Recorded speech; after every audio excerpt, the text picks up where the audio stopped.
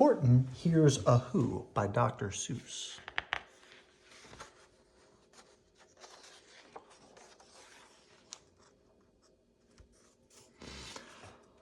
On the 15th of May, in the jungle of Whoville, in the heat of the day and the cool of the pool, he was splashing, enjoying the jungle's great joys, when Horton the elephant heard a small noise. So Horton stopped splashing. He looked towards the sound. "That's funny," thought Horton. "There's no one around." Then he heard it again, just a very faint yelp, as if some tiny person were calling for help. "I'll help you," said Horton, "but who are you? Where?" He looked and he looked. He could see nothing there but a small speck of dust blowing past through the air. "I say," murmured Horton, "I've never heard tell of a small speck of dust that is able to yell. So you know what I think? Why, I think that there must be someone on top of that small speck of dust.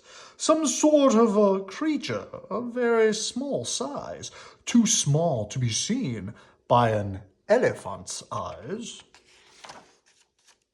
Some poor little person who's shaking with fear that he'll blow in the pool.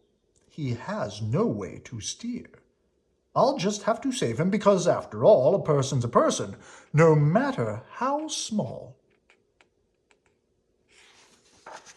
So, gently, and using the greatest of care, the elephant stretched his trunk through the air. He lifted the dust speck and carried it over and placed it down safe on a very soft clover. "Humph," humphed a voice. 'Twas a sour kangaroo, and the young kangaroo in her pouch said, "Humph," too. "Why, that speck is as small as the head of a pin. A person on that? Why, there never has been." "Believe me," said Horton, "I tell you sincerely. My ears are quite keen, and I heard him quite clearly. I know there's a person down there, and what's more, quite likely there's two, even three, even four, quite likely a family, or, for all that we know, a family with children just starting to grow. So please," Horton said, "as a favor to me, try not to disturb them. Just please let them be." "I think you're a fool," laughed the sour kangaroo, and the young kangaroo in her pouch said, "Me too." "You're the biggest blam fool in the jungle of Whoville," and the kangaroos plunged in the cool of the pool. "Oh, what terrible splashing!" the elephant frowned. "I can't let my very small persons get drowned. I've got to protect them. I'm bigger than they." So he plucked up the clover and hustled away. Through the high jungle treetops, the news quickly spread. "He talks to a dust speck. He's out of his head. Just look at him walk with that speck on the flower." And Horton walked worrying almost an hour. "Should I put this speck down?" Horton thought with alarm. "If I do, these small persons may come to great harm. I can't put them down, and I won't. After all, a person's a person, no matter how small." Then Horton stopped walking. The speck voice was talking. The voice was so faint he could just barely hear it. "Speak up," said Horton. He put his ear near it. "My friend," came the voice, "you're a very fine friend. You've helped all us folks on this dust speck no end. You've saved all our houses, our ceilings and floors. You've saved all our churches and grocery stores." "You mean," Horton grasped, "you have buildings there too?" "Oh, yes," piped the voice. "We most certainly do." "I know," called the voice. "I'm too small to be seen, but I'm mayor of a town that is friendly and clean. Our buildings to you would seem terribly small, but to us, who aren't big, they're wonderfully tall. My town is called Whoville, for I am a Who. and we Whos are all thankful and grateful to you." And Horton called back to the mayor of the town, "You're safe now. Don't worry. I won't let you down." But just as he spoke to the mayor of the speck, 3 big jungle monkeys climbed up Horton's neck. The Wickersham brothers came shouting, "What rot! This elephant's talking to Whos who are not. There aren't any Whos, and they don't have a mayor. And we're going to stop all this nonsense, so there." They snatched Horton's clover. They carried it off to a black-bottomed eagle named Vladikov, a mighty strong eagle of very swift wing. And they said, "Will you kindly get rid of this thing?" And before the poor elephant even could speak, that eagle flew off with the flower in his beak. All that late afternoon and far into night, the black-bottomed bird flapped its wings in fast flight, while Horton chased after with groans over stones that tattered his toenails and battered his bones, and begged, "Oh, please don't harm my little folks who have as much right to live as us bigger folks do." But far, far beyond him, that eagle kept flapping, and over his shoulder called back, "Quit your yapping. I'll fly through the night through. I'm a bird. I don't mind it. And I'll hide this tomorrow where you'll never find it." And at 6:56 the next morning, he did. It sure was a terrible place that he hid it. He let the small clover drop somewhere inside of a great patch of clovers, 100 miles wide. "Find that," sneered the bird, "but I think you'll fail." And he left with a flip of his black-bottomed tail. "I'll find it," cried Horton. "I'll find it or bust. I shall find my friends on my small speck of dust." And clover by clover by clover, with care, he picked up and searched them and called, "Are you there?" But clover by clover by clover, he found that the one that he sought for was just not around. And by noon, poor old Horton, more dead than alive, had picked, searched, and piled up 9,005. Then on through the afternoon, hour after hour, till he found them at last, on the 3,000,000th flower. "My friends," cried the elephant, "tell me, do tell, are you safe? Are you sound? Are you whole? Are you well?"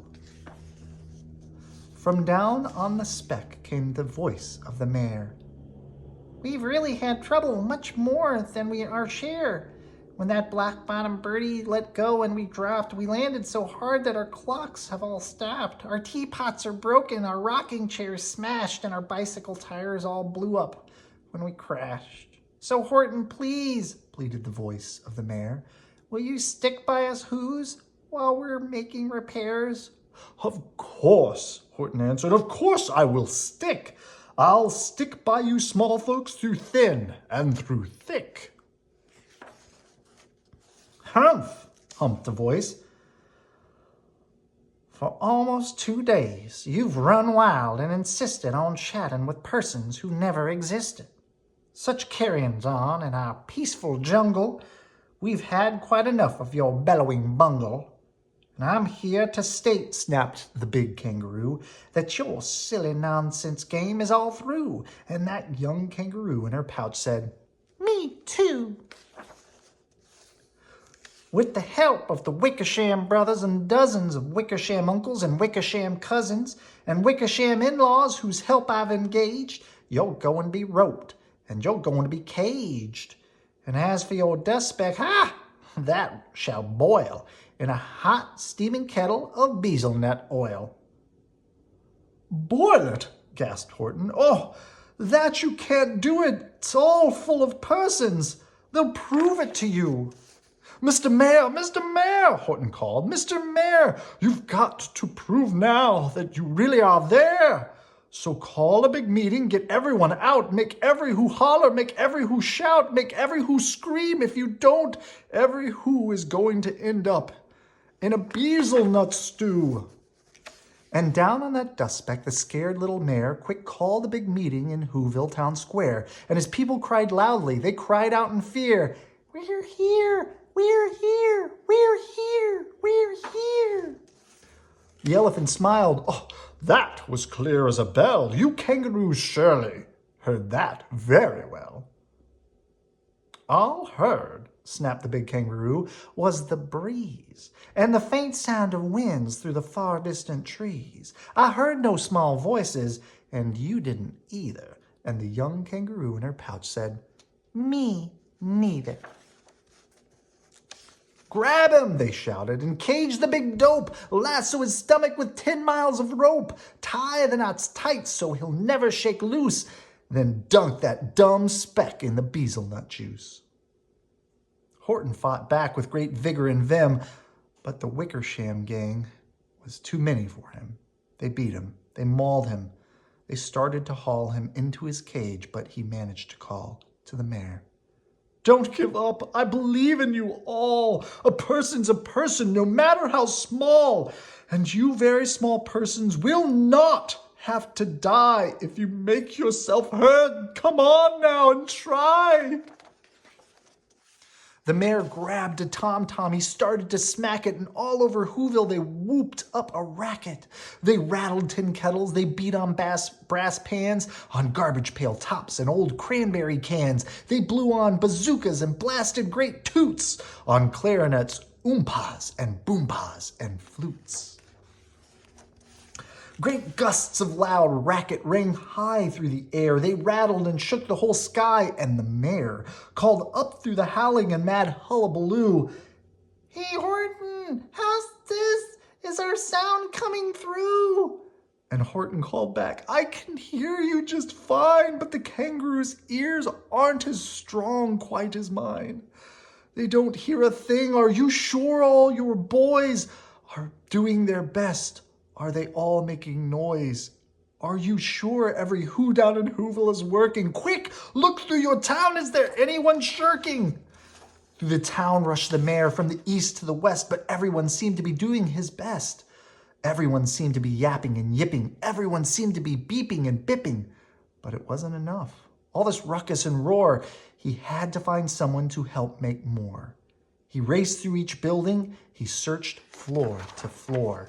And just as he felt he was getting nowhere and almost about to give up in despair, he suddenly burst through a door, and that mayor discovered one shirker, quite hidden away in the Fairfax Apartments, apartment 12J. A very small shirker named Jojo was just standing and bouncing a yo-yo. Not making a sound, not a yip, not a chirp. And the mayor rushed inside and grabbed that young twerp. And he climbed with the lad up the Eiffelberg Tower. This, cried the mayor, is your town's darkest hour, the time for all who have blood that is red to come to the aid of their country, he said.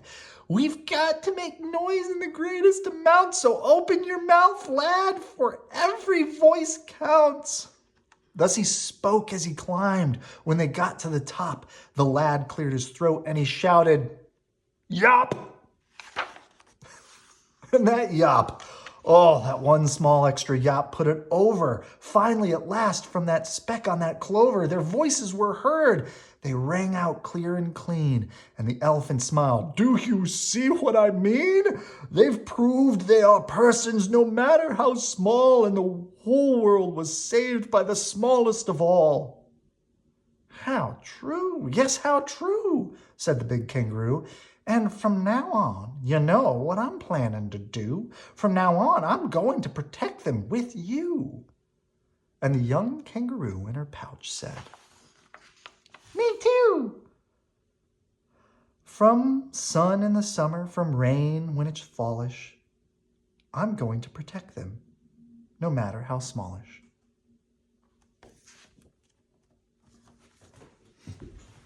Good night. I love you.